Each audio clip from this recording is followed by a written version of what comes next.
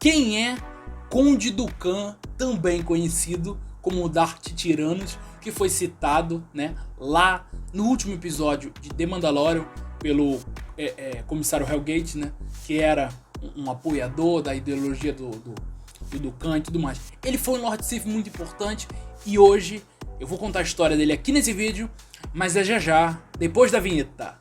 Eu gostei, hein? Ainda bem.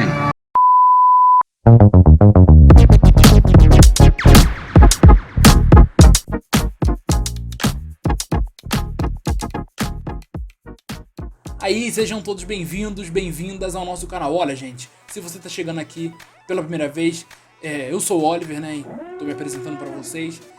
Curta o vídeo, compartilha, se inscreva, comenta, né? Comenta aqui nesse vídeo o que você acha do Conde Dooku, qual a sua opinião sobre ele, né? Ele é um bom vilão, ele não é um bom vilão, quero saber de vocês, né? Vamos lá, vamos começar a contar a história do Conde Dooku, porque o Conde Dooku, cara, ele foi um grande cavaleiro Jedi antes de cair para o lado sombrio, né? O Conde Dooku, ele é aprendiz, né, do Mestre Yoda, né? E por que ele é conde? Ele é conde do planeta Sereno, né? Então, Sereno, olha, Sereno da madrugada. Pois é, até uma música, né? Dá até uma música, né? Em inglês ele se chama Conde do Cu, né? Só que em português teve que ser traduzido para Conde do Cu, porque Conde do Cu ia pegar mal, né? Ia pegar mal, né? Mas enfim, o Conde Dooku, ele era um nobre de Sereno, né?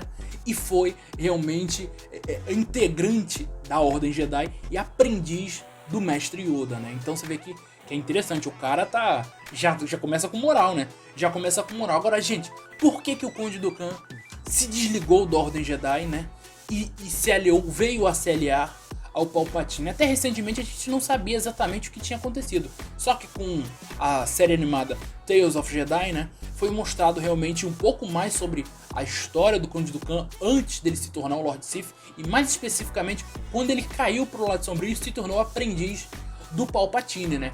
Então realmente o Conde Dooku, ele se desligou da Ordem Jedi porque ele viu vários fatores, né, que a Ordem Jedi pecava no seu próprio código. Então, a partir do momento que os Jedi ficaram muito à mercê da República, né?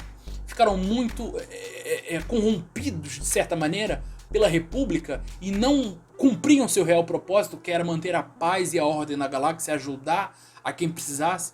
E os Jedi foram por um caminho que não agradava o Dooku e que não agrada a mim, eu tenho certeza que não agrada a você também. Então, a gente vê que os Jedi, eles atuavam mediante, né? Naquele período, né?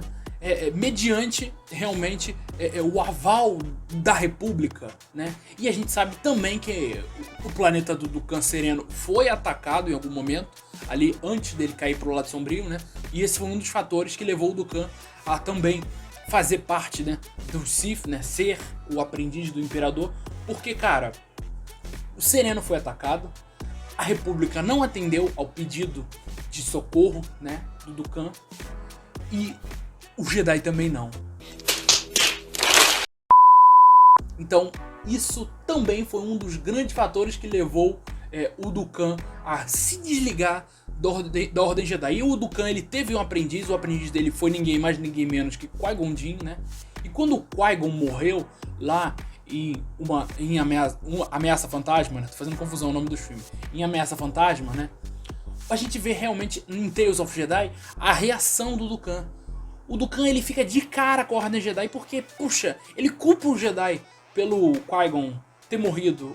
O Qui-Gon não era forte o suficiente para enfrentar o Lorde Sombrio. Então, ele tinha um carinho pelo Qui-Gon como aprendiz dele e ele culpa o Jedi pela morte do Qui-Gon, né? Então você vê que ele é um cara que, poxa, ele é conde, ele virou Sith e tudo mais, mas os motivos dele são relevantes, não são à toa. Não são motivos, ele simplesmente virou Sith, sei que nem pra quê, né? Então os motivos dele têm peso e são relevantes, tanto quanto os do Vader, tanto quanto os do Kylo Ren, sei lá. Enfim, não vou entrar nesse comparativo, né?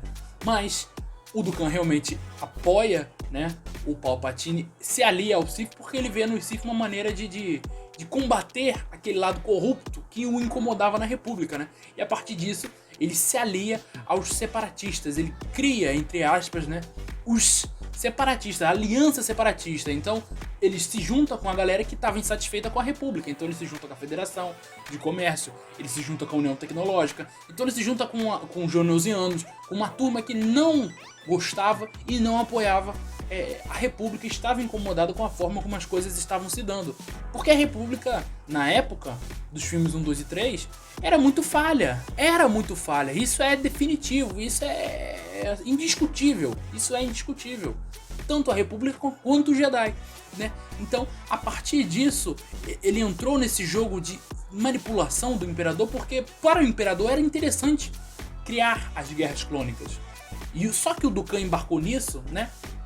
O Dukan embarcou nisso com a ideia de que eles iam fazer o certo e iam fazer o bem. E os planos do Palpatine já eram outros, você tá entendendo? Os planos do Palpatine já eram maiores, embora o Dukan tivesse a perspicácia, né, de ver que o Palpatine não era um cara bacana, que o Palpatine tinha suas intenções, mas ele não enxergou isso.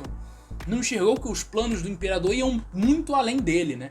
Iam realmente muito além dele. E a gente tem toda a participação do Dukan em The Clone Wars, que é muito interessante. Nos filmes Ataque dos Clones, onde ele é apresentado, né, como vilão, e a breve participação dele em A Vingança do Sith, que logo no comecinho ele vai de Americanas, porque numa luta direta com o Anakin passa o rodo, né, no Dukan, e é realmente aí que se encerra o Dukan. Mas o legado do Dukan, como a gente viu nesse episódio de The Mandalorian, continuou vivo muitos anos depois, né, porque muitos ainda apoiavam a ideologia dele, como a gente vê o comissário Hellgate lá no episódio de The Mandalorian em Blazer 15 falando, não, o Dukan, ele foi podado no auge dele pelo Jedi e tudo mais. Então a gente vê que um cara, isso é lembrado depois da morte quando ele foi importante, né?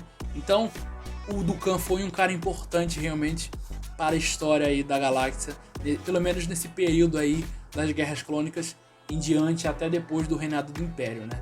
Enfim, o Dukan era um cara bacana, entre aspas, né? Porque ele também virou Sith, né? Mas enfim, personagens legais são assim, que tem camadas que a gente pode discutir e ponderar sobre eles, né? Puxa, será que o cara foi legal nisso? Será que ele foi legal na outra coisa? Será que ele foi ruim nesse ponto ou no outro, né?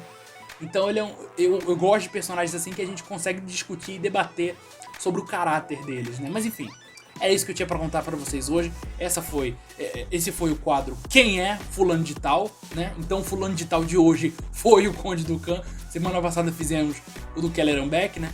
Vou deixar o card aqui pra vocês acompanharem. Enfim, vou me despedindo por aqui. A todos que acompanharam mais esse vídeo, muito obrigado pela audiência, pela paciência.